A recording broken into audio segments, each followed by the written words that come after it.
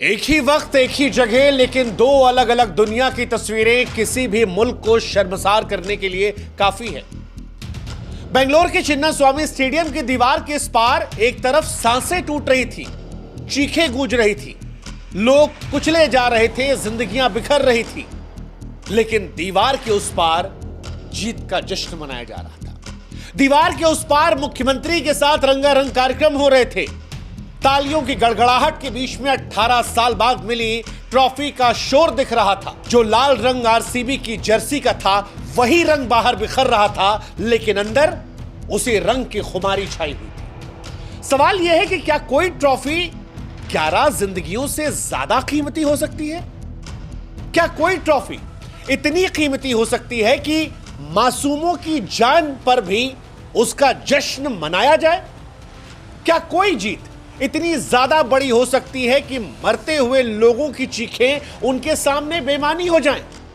इंसान इतना असंवेदनशील हो जाए कि भैया जश्न चलता रहेगा, बाहर लोग मर रहे हैं तो मरने दो। यह सवाल कर्नाटक की सरकार, आयोजकों, आरसीबी के तमाम खिलाड़ियों और हर उस शख्स से है जिसने इस हादसे को अनदेखा करके जश्न मनाने को तरजीह दिया। यह सवाल आज उस समाज से भी है जो फैंस के जुनून को भुनाता है लेकिन उसकी जान की कीमत को भूल जाता है।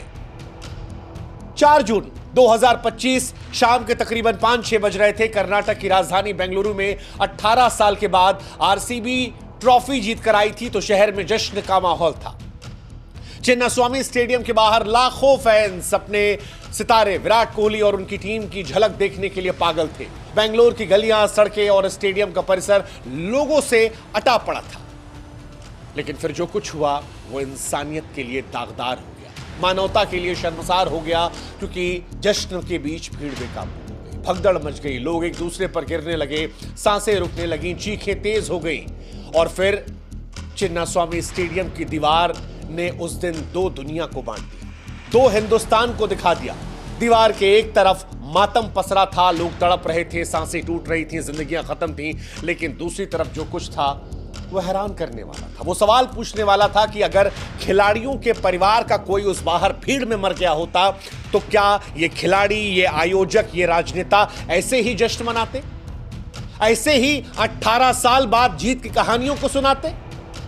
एक तरफ अस्पताल में घायलों और मृतकों की कतारें थी, दूसरी तरफ तालियों की गड़गड़ाहट और ट्रॉफी की चमक थी। सवाल यह है कि क्या आयोजकों को इस हादसे की खबर नहीं थी? क्या खिलाड़ियों को यह पता नहीं था कि बाहर लोग मर रहे थे?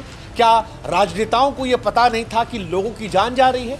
और अगर पता था तो फिर जश्न क्यों नहीं रुका?